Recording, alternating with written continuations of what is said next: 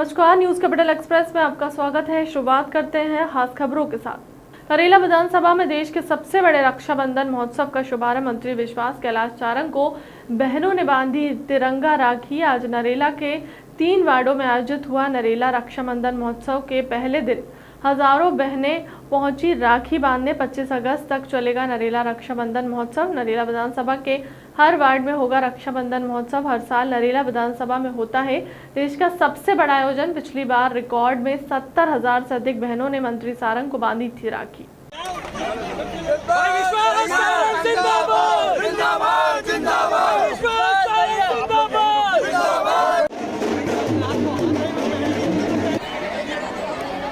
Hello Honey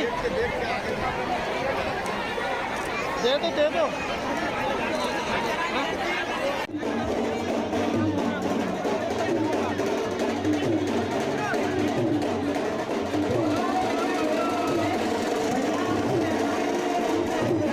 सड़क बनती है, सड़क भी टूट जाती है, पर मैंने जो भाई बहन का हर साल हजारों की संख्या में बहनें मुझे राखी बांधती हैं।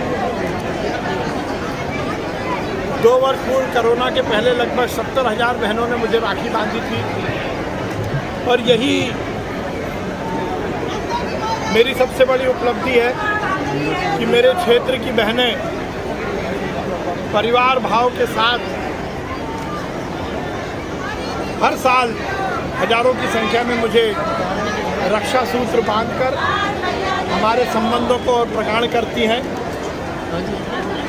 मुझे लगता है कि एक जनप्रतिनिधि होने के नाते इससे बड़ा और कोई सौभाग्य नहीं हो सकता। इस साल भी हजारों की संख्या में बहनें मुझे राखी बांध रही हैं और ये उनके प्यार का और उनके विश्वास का प्रतीक है। अलग अलग राज्यों के जब जीएसडीपी के आंकड़े जारी किए जा रहे हैं तब मैंने सोचा कि मध्य प्रदेश में हमने काम बहुत किया है। कृषि की विकास दर और बाकी सारी चीज़ें, लेकिन हमारी ग्रोथ रेट बहुत कम आ रही है। अक्सर मुख्यमंत्री का ध्यान इस पर जाता नहीं है। मैंने अफसरों को बुलाया, मैंने कहा कि ये बताओ कि जीएसडीपी के आंकड़ों में कौन कौन सी चीज़ें शामिल हैं। मेरे सामने हिसाब किताब तो प्रस्तुत करो। इसमें कृषि का कितना योगदान है, पशुपालन का है कि नहीं, मछली पालन का है कि नहीं, एसएमई का यहाँ है कि नहीं। मुझे आश्चर्य हुआ, अफसरों के पास इसका कोई तथ्यात्मक जवाब नहीं था। जीएसडीपी के आंकड़े जब अलग अलग राज्य के जारी किए जा रहे थे तो मैंने देखा मध्य प्रदेश में काम हमने बहुत किया, कृषि की विकास दर, बाकी सारी चीजें, लेकिन हमारी ग्रोथ रेट काफी कम आ रही थी। अक्सर मुख्यमंत्री का ध्यान इस पे जाता नहीं है, लेकिन मैंने अफसरों को बुलाया और मैंने कहा मुझे ये बताओ जीएसडीपी के आंकड़ों में कौन कौन सी चीज शामिल, ये तो बताओ, मेरे सामने हिसाब किताब तो प्रस्तुत करो। इसमें कृषि का कितना योगदान है, पशुपालन का है कि नहीं, फिशरीज का है कि नहीं, एमएसएमई का है कि नहीं। और मुझे आश्चर्य हुआ, अफसरों के पास कोई तथ्यात्मक जवाब नहीं था। तो मैंने सचिन जी फिर उनसे कहा कि नहीं और ढूंढो कि हमारे यहाँ कौन कौन सी आर्थिक गतिविधियां हो रही हैं। उस साल जब हमने सारी आर्थिक गतिविधियां ढूंढ के जितनी मिली उतने सटीक आंकड़े हमारे पास उपलब्ध नहीं थे, लेकिन मैं जुड़वाता चला गया। सेल्फ हेल्प ग्रुप क्या कर रहे हैं वो भी देखो, हमारे जो छोटे छोटे गांव में बढ़ई, लोहार, कुमार, सुनार, सुतार, ये सब किन कामों में लगे हुए, क्या वो भी कुछ बेचते हैं, ये भी देखो। तो उस साल हमारी ग्रोथ रेट लगभग 20 को क्रॉस करके गई और हम तथ्यों के साथ रख पाए और मानना पड़ा। शायद प्रधानमंत्री श्रीमान नरेंद्र मोदी जी ने आत्मनिर्भर भारत के निर्माण का जो संकल्प लिया, तो प्रगति का आकलन करने के लिए, नीतियां बनाने के लिए, नीतियों के प्रभाव का आकलन करने के लिए डेटा की आवश्यकता पर बल दिया, और डेटा भी ऐसा जो शुद्ध हो, विश्वसनीय हो और गुणवत्तापूर्ण हो। और ये जितनी भी योजनाएं जन्म से लेकर मृत्यु तक, अब आप तो जानते हैं मध्य प्रदेश में कितनी कल्याणकारी योजनाएं हमने बनाई, इन योजनाओं का ठीक से रोड मैप बने, नीचे पात्र व्यक्ति तक पहुंचे और उसके बाद उसका असर और प्रभाव, इसलिए डेटा कलेक्शन चाहिए। दमोह में एक दिन में 6 बच्चों की डूबने से मौत हो गई। मौत पर मध्य प्रदेश के खनिज साधन और श्रम मंत्री बृजेंद्र प्रताप सिंह ने दुर्भाग्यपूर्ण और दुखद करार दिया है। जबलपुर में पत्रकारों से चर्चा करते हुए खनिज मंत्री बृजेंद्र प्रताप सिंह ने पूरे मामले की जांच की बात कही। उन्होंने कहा कि खनन के बाद लैंडफिल कराने का प्रावधान खनिज अधिनियम में है, लिहाजा इस तरह के नियमों का पालन न करने वालों के खिलाफ अब सख्त कार्रवाई की जाएगी। जबलपुर से कांग्रेस विधायक संजय यादव द्वारा अपनी ही पार्टी पर निशाना साधने वाले बयान पर खनिज मंत्री बृजेंद्र प्रताप सिंह ने इसे कांग्रेस का अंदरूनी मामला करार दिया। उन्होंने कहा कि ये कांग्रेस के अंतर्द्वंद चल रहा है। खनिज मंत्री बृजेंद्र प्रताप सिंह ने साफ किया है कि नगरीय निकाय और पंचायत के चुनाव के परिणामों ने पहले ही बता दिया है कि कांग्रेस की स्थिति कितनी खराब है। लेकिन कर्मचारियों को एक बड़ी समस्या रही है। फिलहाल पहले कैबिनेट से मंजूरी भी हुई थी अतिरिक्त पदों की, क्या सर धरातल पे क्या वो कार्य उतर पाया है, क्या तैयारियां? नहीं, बहुत सी चीज़ें हमारी लाइन अप हो गई हैं और कैबिनेट से भी हमें मंजूरी मिल गई थी और बहुत से हम लोगों को होमगार्ड्स को लेके भी और जवानों को लेके भी बात आई थी, जो हमें होमगार्ड्स मिल चुके हैं और जो हमारे जगह खाली हैं उनकी भी बहुत जल्दी हम पूर्ति कर रहे हैं। स्टाफ की भी मंजूरी हमें कैबिनेट से हमारी पास हो गई है। अब वो फाइनेंस में हमारी बातें पड़ी हुई हैं, तो जो लगता है मुझे बहुत जल्दी शॉर्ट आउट हो जाएंगे, वो भी हमारी पूर्ति हो जाएगी। सर, नागपुर के बीच में बनना है, मध्य प्रदेश के लिए बड़ा महत्वपूर्ण, क्योंकि 70% इसका यहाँ से गुजरना है, लेकिन रूट में बदलाव हुआ है। बजाय नरसिंहपुर सिवनी के वो विदिशा भोपाल होता हुआ जा रहा है। महाकौशल की उपेक्षा का आरोप लगाया जा रहा है, क्या कहेंगे? अब इसमें तो निर्णय एक ऊपर से सेंट्रल से और स्टेट से कंबाइन होकर सब चीज़ें निकलती हैं। बहुत सी चीज़ें ऐसी भी हैं क्योंकि ये सुविधा की दृष्टि से भी ये देखा जाता है कि कहाँ पे बेहतर होगा और इसलिए उस हिसाब से निर्णय होते हैं। तो ये सेंट्रल के अपने निर्णय हैं जो उन्होंने कुछ सोच विचार के ही लिया होगा। प्रशासन को जब उन्होंने जानकारी दी तो बहुत लेट पहुँचे हैं। अब बेसिकली कोई घटना दुर्घटना या अचानक ही होती हैं, तो इसलिए यदि कोई घटना घटी है तो उसमें निश्चित रूप से उसका एक जांच का विषय बनता है। जो जांच में पक्ष विपक्ष की जो बातें आती हैं उस हिसाब से फिर सरकार उससे फैसला करती है और उस पर कार्रवाई करती है। सर, महत्वपूर्ण बात सर ये भी है, जो खनन होता है उसमें लैंड फिलिंग नहीं होता है। आपने देखा होगा कि बहुत सी जगह ऐसे कृत्रिम तालाब बन जाते हैं और ऐसे तालाबों में डूबने से बच्चों की मौतें होती हैं। जबलपुर में हुआ था, दमोह में 5 बच्चों की मौत हो गई। तो ये नियमों का पालन नहीं करते हैं। अब उसमें बहुत सी कंडीशंस जैसे मेजर मिडल में लेके तो रहती थी, एग्रीमेंट्स में भी वो चीज़ें होती थी, जैसे कि कहीं पे भी यदि हमारा उत्खनन हो गया तो उसको रिफिल करके उसको प्लेन करने वाली बातें थी।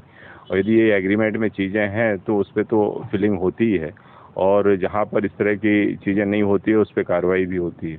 सर, अगले साल विधानसभा के चुनाव होने से आते हैं, वो ऐसा कह रहे हैं कि कांग्रेस में कोई सुनने वाला नहीं बचा और तीसरा दल आएगा तो कांग्रेस का वजूद खत्म हो जाएगा। किस तरह से देखते हैं? अब ये उनका इनर मामला है। अब इनर में उनकी इनफाइट्स जो चल रही हैं वो तो सब सार्वजनिक हैं और इसलिए उसी का रिजल्ट है कि आपने देखा होगा नगरीय और ग्रामीण क्षेत्र में जिस हिसाब से विजय आज भारतीय जनता पार्टी को मिली है, जनता ने हमें समर्थन दिया है, क्योंकि विरोध में हमें कोई दल दिखता नहीं है। उमा भारती के जो भाई प्रीतम लोधी, उनका एक वीडियो आ रहा है, वो कह रहे हैं कि जो ब्राह्मण है या पुजारी है वो भागवत कथा ये लोगों को बेवकूफ़ बनाते हैं। अब ये मैंने सुना नहीं ना देखा, इस पर मेरा कोई कमेंट नहीं। सर, दिग्विजय सिंह जबलपुर बीते दिनों प्रदेश भर में बैंक टू बैंक कार्रवाई करने के बाद ईओडब्ल्यू ने एक अन्य कार्रवाई कल देर रात जबलपुर में की। दरअसल जबलपुर आरटीओ संतोष पाल के घर ईओडब्ल्यू की टीम ने दबिश दी। आय से अधिक संपत्ति मामले की जांच के लिए यह कार्रवाई की गई। वही कार्रवाई के दौरान आरटीओ संतोष पाल और उनकी पत्नी के पास से आय से 650% अधिक संपत्ति बरामद हुई। रात करीब 10:30 बजे टीम क्षेत्रीय परिवहन अधिकारी संतोष पाल के जबलपुर शताब्दीपुरम स्थित घर पर पहुंची।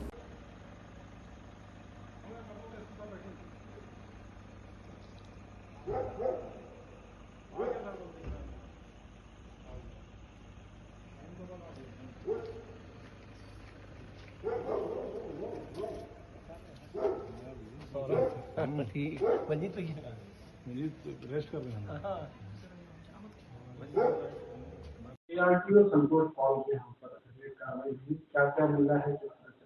ये कल रात में लगभग 10:30 बजे यहाँ पर शताब्दीपुरम में इनके निवास स्थान पर जबलपुर और सागर की यूडब्ल्यू की टीम संयुक्त टीम के द्वारा सर्च कार्रवाई प्रारंभ की गई है। मौके पर अभी सर्च कार्रवाई जारी है। मौके से जैसे ही टीमें लौटती हैं और उसके बाद जो भी दस्तावेज या निवेश की जानकारी मिली है उसके आकलन के बाद इसके बारे में अंतिम जानकारी बताई जाएगी।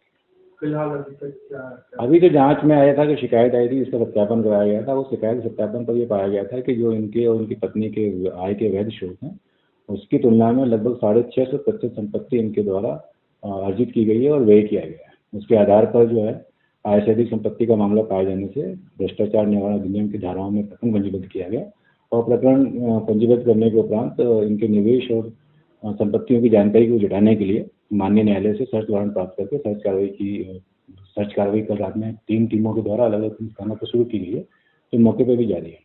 सर कुछ गहने, सोने के गहने, चांदी? हाँ, मिला है, सोने के चांदी गहने मिले हैं, कुछ कैश मिला है। इसके अभी इसका वैल्यूएशन करा रहे हैं और वैल्यूएशन के बाद इसका अंतिम जानकारी।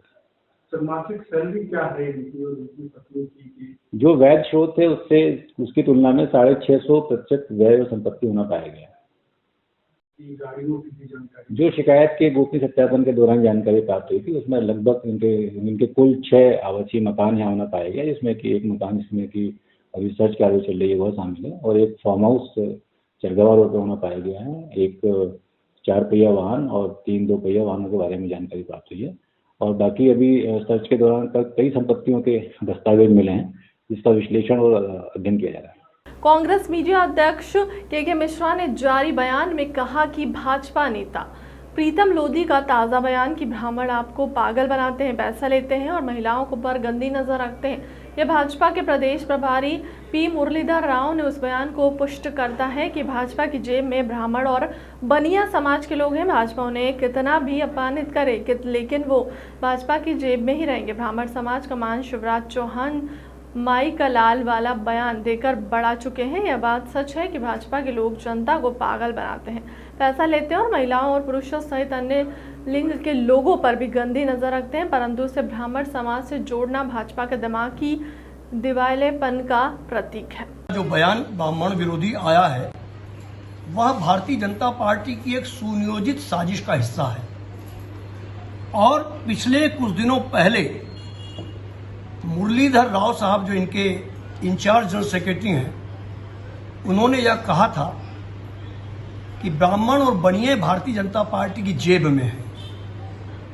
प्रीतम लोधी ने उसी के एक्सटेंशन को आगे बढ़ाया है और दुर्भाग्य यह है कि भारतीय जनता पार्टी में रहकर जो नेता ब्राह्मणवादी कोटे से आज राजनैतिक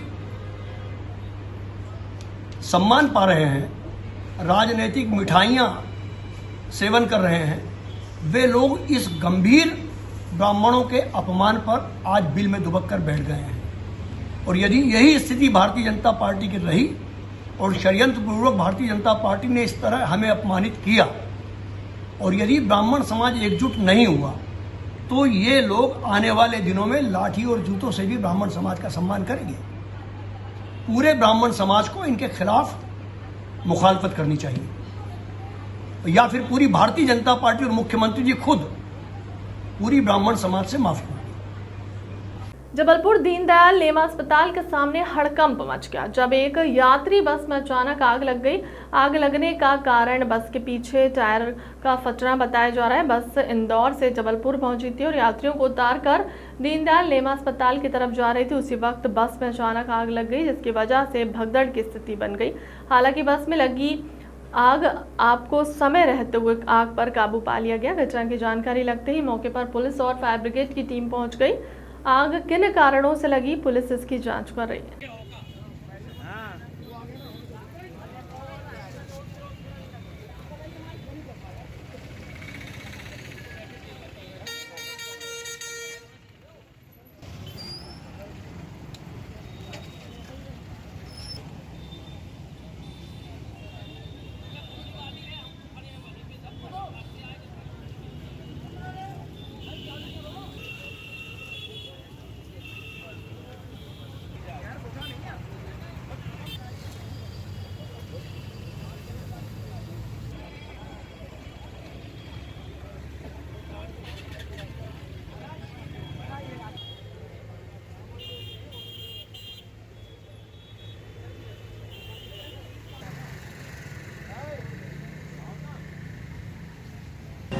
जो इंदौर जबलपुर मार्ग पर जो जय अम्बे ट्रेवल्स की गाड़ी जो चलती है जबलपुर दमोह जबलपुर इंदौर, उस गाड़ी के किसी कारणवश टायर में आग लगने से जो क्षतिग्रस्त हुई है, उस पर जबलपुर चालक परिचालक संघ DK मिश्रा द्वारा फायर ब्रिगेड गाड़ियों को समय पर पहुंचाने पे गाड़ी की सुरक्षित समय पे बच चुकी है। किसी सवारी को क्षतिग्रस्त नहीं हुई है। वो साधारण तौर पर टायर में गाड़ी मतलब आग लगी हुई थी, इस वजह से थोड़ा टायर पर नुकसान हुआ, बाकी गाड़ी में किसी प्रकार को नहीं। चालक परिचालक संघ अध्यक्ष DK मिश्रा जबलपुर। ये ISBT फायर ब्रिगेड से सूचना हम लोगों को दी कि भी ये तत्काल चलिए, बस में आग लग गई है, तो हम लोग बिल्कुल 1 मिनट की भी देर न करते हुए तत्काल यहाँ आए। क्या देखा आपने, क्या हुआ? उसमें बिल्कुल आग ही लगी थी बस में। कैसे लगी? अब वो गाड़ी चल के आई, उन्होंने बताया जैसा कि यार गाड़ी खड़ी हो गई आके और धुआं छोड़ते आई आग। हाँ, गाड़ी में लगी थी, बस में नीचे तरफ लगी थी। सवारी थी? उसमें सवारी कार दी गई थी, काफ़ी सामान भरा हुआ है, बल्कि टायर में आग लगी थी, बहुत एकदम धुआं छोड़ रही थी बस। तो उसको तत्काल आके हम लोगों ने मौके पर बुझाया और सुरक्षित है वो, उसमें कोई ज़्यादा नुकसान नहीं हो पाया। सुनील पांडे, सामाजिक कार्यकर्ता और मध्य प्रदेश भाजपा के पूर्व संयोजक महेश जोशी और उनके साथियों ने टोली बनाकर भोपाल शहर के मुख्य चौक, चौराहे, गली मोहल्ले, झुग्गी बस्तियों, बाजारों और समस्त प्रमुख प्रतिष्ठानों में और संस्थानों पर लोगों को राष्ट्र ध्वज से संबंधित जानकारी मुहैया करवाकर जागरूक करने का बीड़ा उठाया। जोशी ने लोगों को जागरूक करते हुए कहा कि बड़े सम्मान के साथ लोगों ने अपने अपने घर पर, प्रतिष्ठानों में, दुकानों पर, गली मोहल्लों में और अपने संस्थानों में आज़ादी के अमृत महोत्सव के तहत राष्ट्र ध्वज लगाया। जोशी ने अपील की है कि हम सबको इस बात का ध्यान रखना है कि हमारा तिरंगा झंडा हमें सड़कों पर गिरा हुआ दिखाई ना दे, झंडा कटा फटा ना हो, झंडे का कलर ना जाए और झंडा गीला ना हो, झुका हुआ झंडा ना लगा हो। इसके लिए ध्यान में रखते हुए सभी झंडे को निकालकर अपने घर में सम्मान पूर्वक सुरक्षित रख लें। इस टोली में शामिल सामाजिक कार्यकर्ता और भाजपा झुग्गी झोपड़ी प्रकोष्ठ प्रदेश कार्यालय प्रभारी डॉक्टर राजकुमार मालवीय ने लोगों को जानकारी दी। झोपड़ी प्रकोष्ठ के पूर्व संयोजक एवं भारतीय जनता पार्टी के मध्य प्रदेश के वरिष्ठ नेता सम्माननीय परम आदरणीय श्री महेश जोशी जी के नेतृत्व में हम सब कार्यकर्ता बंधु, जिसमें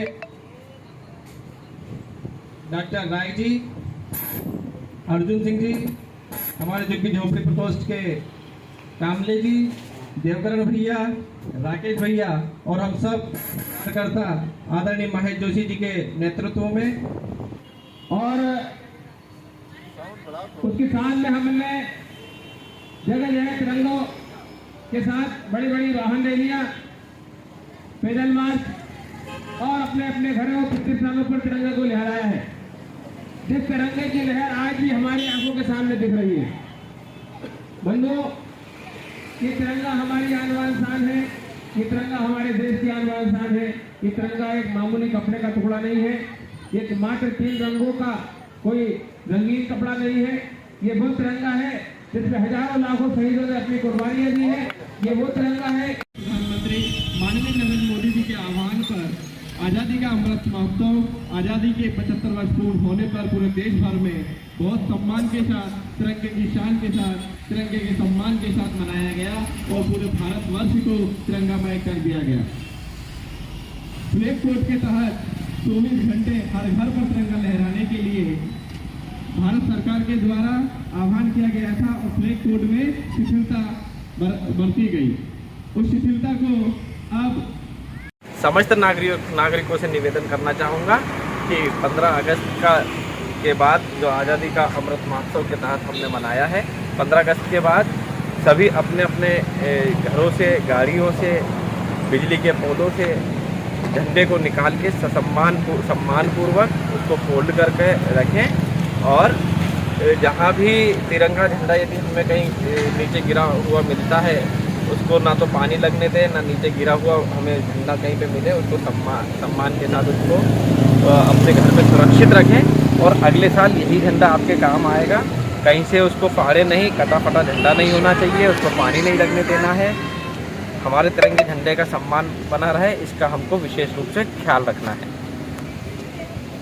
मध्य प्रदेश के सागर जिला की जनपद पंचायत केसली जो विगत वर्ष पूर्व उत्कृष्ट कार्यों और पंचायत विकास निर्माण कार्यों के तहत लक्ष्य पूर्ण करने में सबसे आगे रहा करती थी और अब उस जनपद में सीईओ ने होने के कारण ग्राम पंचायत मेड़की सहित अधिकांश ग्राम पंचायत मूलभूत योजनाओं सहित अन्य योजनाओं के तहत कार्य आधार में लटके हुए हैं। हम आपको कुछ व्यवस्थित तस्वीरें दिखाना चाहते हैं जो जनपद मुख्यालय केसली से महज 40 किलोमीटर ग्राम पंचायत मेड़की के ग्राम बाबा पटना की है, जहाँ के सरपंच अर्जुन सिंह लोधी ने पहली ग्राम सभा आयोजित की। तब राजा राम कुर्मी सहित भगवान सिंह कुर्मी सहित ग्राम वासियों ने बताया कि हमारे यहाँ नल जल योजना के तहत निर्माण कार्यों में बहुत लापरवाही और पाइपलाइन का कार्य तय सीमेंटेड अनुसार निश्चित समय अवधि में नहीं किया जा रहा है। बता दें कि ठेकेदार द्वारा पाइपलाइन सप्लाई के लिए पंचायत की सीसी रोड तोड़ा गया। क्या है तो रोड की समस्या, नाली की समस्या है, पूरी नालियाँ बंद पड़ी हुई हैं,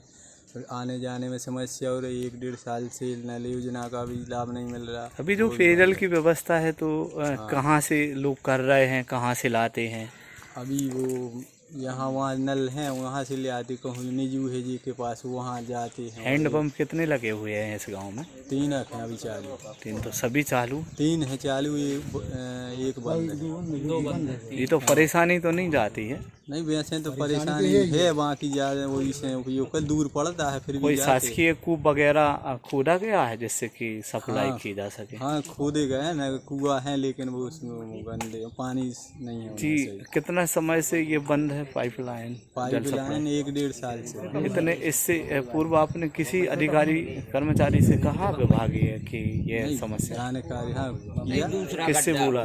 क्या है वो गड्ढा फेल हो गया था, फिर जब आया तो गड्ढा हुआ, उसका लग रहा है काम अभी। पाइपलाइन बिछाई गई थी? पाइपलाइन बिछ गई है लेकिन अभी मोटर नहीं डली। जी बोल, वो पाइपलाइन कितने समय पहले बिछाई गई थी? वो अभी 2 महीना से काम लगा है डलने का, तो अभी महीना हुआ जब तक डली, उसके बाद ऐसे ही पड़ा है 1 महीने से। जी, तो फिर कोई आना जाना नहीं हुआ? नहीं। ये जो गांव में सप्लाई की गई है, कनेक्शन दिए गए हैं जी लोगों को और कनेक्शन धारियों को, तो ये पूर्ण हो गए नहीं हुए अभी? हाँ, वो पूर्ण हो गए जी। हाँ, कनेक्शन तो हो गए हैं, पूर्ण हो गए, कुछ रह भी गए वो। फिलहाल क्लब तक की खबरों में तक देश दुनिया की तमाम बड़ी खबरों के लिए बने रहे हमारे चैनल के साथ। नमस्कार।